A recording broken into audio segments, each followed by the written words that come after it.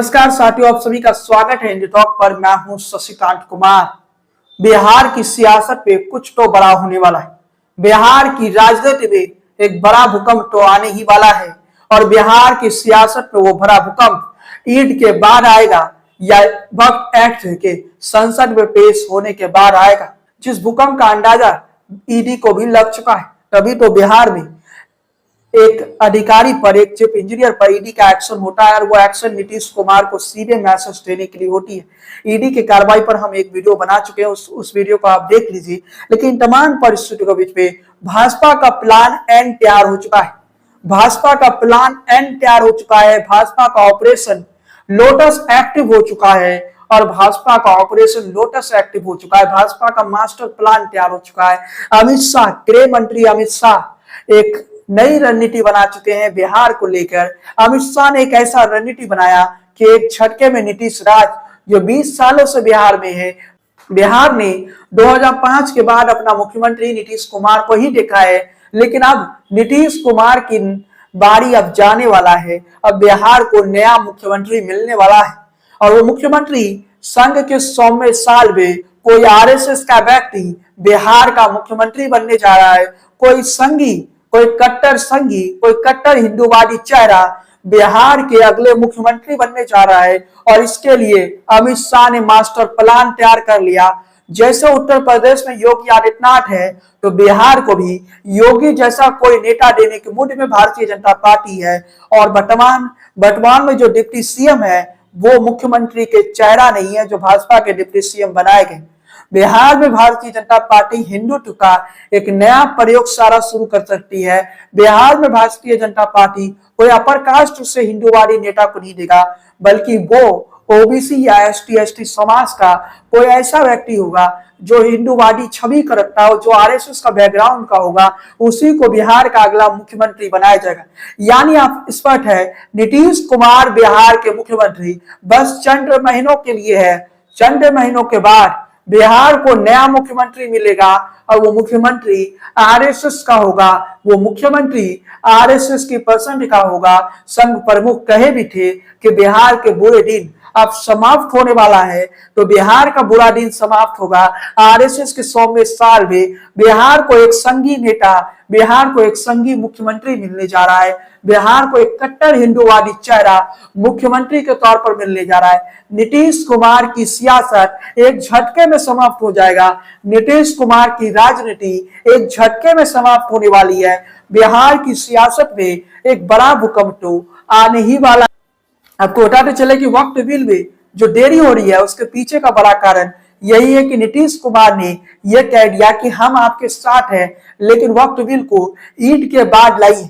क्या नीतीश कुमार के मन में कोई ऐसा प्लान चल रहा है? क्या नीतीश कुमार ईद के बाद पलटी मार जाएंगे? क्या इसी डर से बिहार में ईडी का एक्शन भी हुआ? एक अधिकारी पर हुआ, इसमें सरकार के किसी व्यक्ति पर नहीं हुआ, लेकिन एक्शन तो सीधे तौर पर अधिकारी के जरिए, सीधे तौर पर अगर भ्रष्टाचार हुआ तो अधिकारी तो अकेले करेगा नहीं, उसमें सरकार के लोग भी शामिल होंगे। लेकिन तमाम परिस्थितियों के बीच में नीतीश कुमार ने जो बातें कही कि वक्त बिल को देरी कीजिए, सरकार ने बात मान लिया। वक्त बिल को नीतीश कुमार कब तक चाहते हैं देरी? ईद के बाद चाहते हैं। 31 मार्च को ईद है, यानी अप्रैल के पहले सप्ताह में वक्त बिल आ जाएगा। लेकिन तमाम परिस्थितियों के बीच में बिहार की सियासत किस मोड़ पर खड़ा है, बिहार की राजनीति किस मोड़ पर पहुंच चुका है, बिहार की सियासत क्या बिना नीतीश कुमार के हो सकती है? बिहार की सियासत के धूप का तारा जो है वो मुख्यमंत्री नीतीश कुमार ही रहे। नीतीश कुमार ही 2005 से 2020-25 तक बिहार की राजनीति के शीर्ष पर रहे हैं। भारतीय जनता पार्टी ने पिछली बार पहले ही अनाउंसमेंट कर दी थी कि नीतीश कुमार ही उनके गठबंधन के चेहरा, उनके मुख्यमंत्री के चेहरा है। लेकिन अब भारतीय जनता पार्टी कोई ऐसा बयान नहीं दे रही कि नीतीश कुमार मुख्यमंत्री के चेहरा है। केंद्रीय नेतृत्व की तरफ से भी स्पष्ट कर दिया गया कि पार्टी जब चुनाव जीत जाएगी, जब एनडीए गठबंधन चुनाव जीत जाएगी, तो एनडीए के विधायक डिसाइड करेंगे। अमित शाह खुलकर कह चुके हैं कि एनडीए के विधायक डिसाइड करेंगे कि बिहार का अगला मुख्यमंत्री कौन बनने जा रहा है। बीजेपी का प्लान क्या है? बीजेपी का मास्टर प्लान क्या है? तो बीजेपी ने जो मास्टर प्लान बनाया है, उस मास्टर प्लान के तहत नीतीश कुमार को कहा जाएगा कि आप राष्ट्रपति चुनाव तक वेट करिए, आपको उपराष्ट्रपति बनाया जाएगा और नीतीश कुमार की जगह नीतीश कुमार के बेटे को डिप्टी सीएम का पद दिया जाएगा, नीतीश कुमार को नहीं, नीतीश कुमार के बेटे को सीएम का पद नहीं दिया जाएगा। बिहार का अगला मुख्यमंत्री कोई कट्टर हिंदूवादी चेहरा होगा, बिहार का अगला मुख्यमंत्री कोई आरएसएस का बैकग्राउंड का होगा, कोई संघी होगा। यह स्पष्ट हो चुका है कि आरएसएस से जुड़ा व्यक्ति ही बिहार का अगला मुख्यमंत्री बनने जा रहा है और वो चेहरा कहीं ना कहीं अमित शाह का बेहद करीबी माना जा रहा है। मैं नाम नहीं बता रहा हूं, लेकिन इतना बता देता हूं कि बिहार के मुख्यमंत्री अमित शाह ने डिसाइड कर लिया है। वो एक ऐसा चेहरा है जिस चेहरे के आ जाने से ही तेजस्वी प्रसाद यादव की सियासत खत्म हो जाएगा, यानी तेजस्वी यादव का राजनीति बिहार में खत्म हो जाएगा। एक ऐसा रणनीति अमित शाह ने तैयार कर लिया और बिहार से अमित शाह उत्तर प्रदेश को भी साधने की कोशिश कर सकते हैं, क्योंकि बिहार में एक ओबीसी सीएम दिया जाएगा। ओबीसी सीएम दिया जाएगा तो ओबीसी सीएम देने के पीछे की रणनीति क्या है? बिहार को अगर एक ओबीसी सीएम मिलेगा तो सीधे तौर पे तेजस्वी यादव की उस राजनीति को खत्म करने की कोशिश है। बिहार की पॉलिटिक्स को अमित शाह कहीं ना कहीं साधने की कोशिश करेंगे, बिहार की सियासत को साधने की कोशिश करेंगे। नीतीश के बिना बिहार की कल्पना शायद आज से पहले आपने नहीं की होगी, लेकिन अब बस चंद महीने नीतीश कुमार बिहार के मुख्यमंत्री हैं, बस चंद महीने नीतीश कुमार बिहार के मुख्यमंत्री, क्योंकि एनडीए की सरकार भी बनती है तो अमित शाह का प्लान तैयार हो चुका है। अमित शाह ने अपने सभी विधायकों को, अपने सभी नेताओं को दिल्ली बुलाकर बोल चुके हैं इस बार मौका है अपना सीएम बनाने का, इसमें चुकना नहीं है। यानी सभी नेताओं को समझा दिया गया है कि सीएम तो भाजपा का ही बनने जा रहा है, सीएम भाजपा का बनने जा रहा है। अमित शाह खुद बिहार दौरे पर इस महीने के अंत में या अगले महीने आ सकते हैं। तो मतलब सीधे तौर पे समझ लीजिए कि अमित शाह ने लक्ष्य तय कर लिया, उत्तर प्रदेश जीतने के बाद अब बिहार जीतना है। उत्तर प्रदेश जीतने के बाद अब बिहार को जीतने की रणनीति अमित शाह ने तय कर लिया और उस रणनीति पर अमित शाह काम कर रहे हैं बिहार को जीतने के लिए। जैसे दिल्ली में आप कह सकते हैं केजरीवाल का शासन समाप्त हुआ, तो बिहार में नीतीश के बाद भारतीय जनता पार्टी का शासन शुरू होगी और भारतीय जनता पार्टी एक बार कहीं आ जाती है सरकार में तो समझ लीजिए अगले 15 से 20 साल तो भाजपा ही रहेगी। यानी अगले 15 से 20 सालों के लिए भारतीय जनता पार्टी ने एक टारगेट तय कर लिया। भारतीय जनता पार्टी का जो सबसे बड़ा रणनीति है कि नीतीश कुमार और तेजस्वी यादव की सीटें मिलकर भी उतनी सीटें ना हो पाए जितनी सीटें सरकार बनाने के लिए चाहिए, यानी दोनों की सीटें मिल जाए तब भी 122 का वो आंकड़ा, वो जादुई आंकड़ा ना पूरा हो जिससे ये दोनों साथ में मिलकर गठबंधन की सरकार चला ले। वो परिस्थिति भाजपा नहीं चाहती है, वो परिस्थिति भारतीय जनता पार्टी नहीं चाहती है। क्योंकि एक और बात चल रही है कि नीतीश कुमार रिटायर हो जाएंगे सियासत से, तेजस्वी यादव सीएम बन जाएंगे और नीतीश कुमार के बेटे निशांत कुमार को डिप्टी सीएम बनाए। अगर भाजपा भी डिप्टी सीएम बना रही है तो वहां भी तेजस्वी डिप्टी सीएम बनाने के लिए तैयार है। तो इसलिए भारतीय जनता पार्टी ने तय किया कि तेजस्वी की सीटें इस बार ज्यादा ना आ पाए, नीतीश की सीटें इस बार ज्यादा ना आ पाए, नीतीश की सीटें 50 से भी कम करने की कोशिश है। नीतीश की सीटें इतना कम करने की कोशिश है कि नीतीश कुमार का राजनीति बिहार में बचे ही ना, नीतीश कुमार का सियासत एक झटके में बिहार से समाप्त हो जाए। क्योंकि नीतीश कुमार के कोर वोटर माने जाते हैं लवकुश यानी कुर्मी और कुशवाहा। तो कुर्मी और कुशवाहा वोटर को बीजेपी अपने साथ जोड़ने को तैयारी कर रही है। भारतीय जनता पार्टी कुर्मी और कुशवाहा समुदाय को अपने साथ लाने की कोशिश कर रही है, जिससे भारतीय जनता पार्टी कहीं ना कहीं एक प्रयास कर रही है कि नीतीश कुमार की वो राजनीति खत्म हो जाए, नीतीश कुमार की वो सियासत खत्म हो जाए जिस सियासत के दम पर नीतीश कुमार जिंदा है। यानी नीतीश कुमार के कोर वोटर को भारतीय जनता पार्टी अपने साथ जोड़ना चाह रही है। नीतीश कुमार के कोर वोटर यानी महिला वोटरों को भी भारतीय जनता पार्टी अपने साथ लाना चाहती है। यानी भाजपा का मिशन टू नीतीश के कोर वोटरों पर वार करने के, जो 15 से 16% नीतीश के पास वोट बैंक है, 15 से 16% जो नीतीश कुमार के कोर वोटर माने जाते हैं, उस कोर वोटर के वोट बैंक को भारतीय जनता पार्टी अपने साथ लाना चाहती है।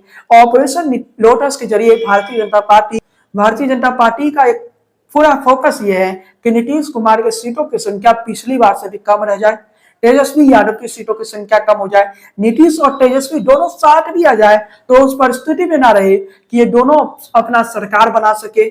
मतलब समझ लीजिए कि नीतीश और तेजस्वी साथ भी मिल जाए तो अपने दम पर ये दोनों सरकार ना बना सके। ये प्लान भारतीय जनता पार्टी का है। भारतीय जनता पार्टी ने एक बड़ा प्लान बना लिया कि बिहार का अगला मुख्यमंत्री आरएसएस का बैकग्राउंड होना चाहिए। आरएसएस के 100वें साल में भारतीय जनता पार्टी बिहार में भी कहीं हिंदू राष्ट्र की उस कल्पना को पूरा करना चाहती है, जो हिंदू राष्ट्र की कल्पना बिहार में भारतीय जनता पार्टी देख रही है। धीरेन्द्र शास्त्री यानी बागेश्वर बाबा जब बिहार आए थे तो उन्होंने भी कहा था कि बिहार पहला राज्य होगा जहां से हिंदू राज्य बनने की शुरुआत होगी। उस समय जेडीयू का कोई रिएक्शन नहीं आया था, जेडीयू की तरफ से कोई बात नहीं कही। लेकिन इस बात से समझिए, इस नजरिए से समझिए कि बिहार की सियासत को उसी भगवा राजनीति से, उसी हिंदुत्व की राजनीति से कहीं ना कहीं साधने की कोशिश हो रही है। कुंभ मेले में सबसे ज्यादा बिहारी लोग गए थे। इस बात से भी समझ लीजिए कि बिहार में एक धार्मिक राज्य है, बिहार एक भक्तिमय राज्य है। बिहार के लोग, आप कह सकते हैं कि भगवान में विश्वास काफी ज्यादा रखते हैं।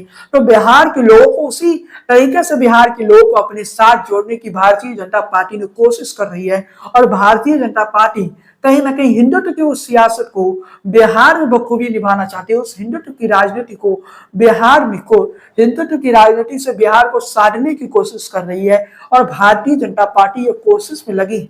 बिहार उत्तर प्रदेश की बात यह है कि बिहार उत्तर प्रदेश में लोग भगवान को मानते भी है, लेकिन उससे ज्यादा बिहार उत्तर प्रदेश के लोग कहीं ना कहीं उस धार्मिक राजनीति को भी देखते हैं, उस धार्मिक सियासत को भी देखते हैं जो बिहार की राजनीति का आप कह सकते हैं। बिहार में हिंदुत्व की सियासत 2015 में जनता ने फ्लॉप कर दी, लेकिन 2025 आते आते बिहार में काफी कुछ बदल चुका है। भारतीय जनता पार्टी मजबूत स्थिति में है। तो भारतीय जनता पार्टी इस मजबूत स्थिति का फायदा उठाना चाहता है। भाजपा का लक्ष्य है कि भारतीय जनता पार्टी जितनी भी भारतीय जनता पार्टी 100 सीटों से ज्यादा लड़े और उसमें कम से कम 90 से 95 सीटें अकेले दम पर जीते। नीतीश कुमार तेजस्वी यादव का जो महत्व है वो बिहार की सियासत से कम होता दिखे। नीतीश और तेजस्वी की राजनीति कर छोटा होता दिखे, यही भाजपा का मास्टर प्लान। तेजस्वी और नीतीश भी ये जानते हैं कि अगर भाजपा इसमें सफल हो गई, हिंदुत्व के उस एजेंडे में सफल हो गई, जिस हिंदुत्व के एजेंडे पर भारतीय जनता पार्टी बिहार में विधानसभा चुनाव लड़ना चाहती है, अगर उस हिंदुत्व के एजेंडे में सफल हो गई, नीतीश और लालू ने जिस सेकुलरवाद, जिस समाजवाद की राजनीति को पिछले 20 से 40 सालों में आप कह सकते हैं कि बिहार में पीछ तैयार किया, उस राजनीति को अगर भारतीय जनता पार्टी 2025 में खत्म कर देती है, हिंदुत्व के नाम पर राजनीति करती है, तो कहीं ना कहीं नीतीश और लालू की जो भविष्य की पीढ़ियों की सियासत है वो एक झटके में समाप्त हो जाएगा। यानी तेजस्वी और निशांत कुमार की, इन दोनों का सियासत एक झटके में समाप्त हो जाएगा। नीतीश ये कभी होने नहीं देंगे। और ऐसी खबरें भी आ सकती है इलेक्शन से एकदम पहले कि नीतीश कुमार और तेजस्वी यादव साथ आ जाते हैं, नीतीश कुमार लालू यादव साथ आ जाते हैं, क्योंकि नीतीश और लालू तो कभी अलग हुए नहीं। नीतीश और लालू का तो एकमात्र लक्ष्य रहा है कि बिहार में कभी भी किसी और पार्टी का दबदबा होने नहीं देना। नीतीश और लालू का एकमात्र लक्ष्य रहा है कि बिहार में भाजपा और कांग्रेस को इतना मजबूत होने नहीं देना कि ये दोनों कभी अपने दम पर सरकार बनाने के बारे में भी सोच सके। यानी भाजपा और कांग्रेस को कमजोर रखना है, यही तो नीतीश और लालू का एक लक्ष्य रहा है। और इस लक्ष्य को कहीं ना कहीं नीतीश और लालू आगे भी बढ़ाएंगे। और नीतीश और लालू की जो आगे की पीढ़ी है, निशांत और तेजस्वी, दोनों के ऊपर भी ये जिम्मेदारी है। और तेजस्वी के ऊपर ये जिम्मेदारी कि कांग्रेस पार्टी आगे न बढ़ जाए, तो निशांत के ऊपर ये जिम्मेदारी है कि भारतीय जनता पार्टी आगे न बढ़ जाए, उस भगवे एजेंडे की तरफ ना बढ़ जाए, वो हिंदुत्व की राजनीति को के जरिए भाजपा यहाँ पर बड़ा पार्टी ना बन जाए, भाजपा अपने दम पर सरकार न बना दे। नीतीश और लालू कभी भी साथ आ सकते हैं, क्योंकि उन्हें अपनी राजनीति खतरे में नजर आ रही है। उन्हें अपनी राजनीति अगर खतरे में नजर आएगी तो किसी भी कीमत में नीतीश कुमार उधर तो नहीं रहेंगे, नीतीश इधर आएंगे, यानी तेजस्वी के साथ आएंगे, लालू के साथ आएंगे। इन तमाम परिस्थितियों के बीच में भारतीय जनता पार्टी क्या अपने एजेंडे में सफल हो पाएगी? क्या भारतीय जनता पार्टी बिहार को पहला आरएसएस का सीएम दे पाएगी? क्या ऐसा भारतीय जनता पार्टी कर सकती है? क्या भाजपा अपना पहला मुख्यमंत्री बिहार में बना सकती है? बड़ा सवाल है साथियों।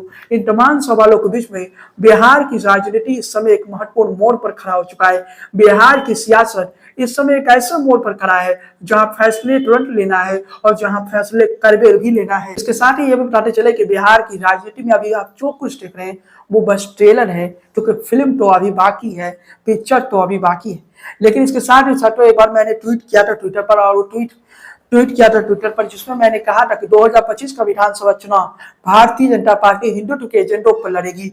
और हिंदुत्व के एजेंडों पर लड़ेगी तो एनआरसी का भी एंट्री होगा। वक्त बिल को तो हो सकता है कि अप्रैल के फर्स्ट वीक तक पारित करवा लिया जाए संसद में। जैसे ही समाप्त होता है वक्त बिल को पारित करवा लिया जाएगा। अगर वक्त बिल को पारित करवा लिया जाता है तो उसके हिंदुत्व की उस राजनीति की लहर ऑटोमेटिक बन जाएगा। इसके अलावा भारतीय जनता पार्टी इस चुनावी साल में ये चाहती है, भारतीय जनता पार्टी इस चुनावी ईयर में ये चाहती है कि भारतीय जनता पार्टी बिहार का चुनाव हिंदुत्व के मुद्दे पर लड़े। और भारतीय जनता पार्टी अपने घोषणा पत्र में एनआरसी का मुद्दा दे सकती है। एनआरसी का मुद्दा देंगे तो उसका असर सीमांचल पर पड़ेगा। सीमांचल में 24 विधानसभा की सीटें हैं। सीमांचल के जिन 24 विधानसभा सीटों पर भाजपा पिछले कई चुनाव से कमजोर पड़ रही है, इस चुनाव में सीमांचल में भाजपा सबसे बेहतर प्रदर्शन करते।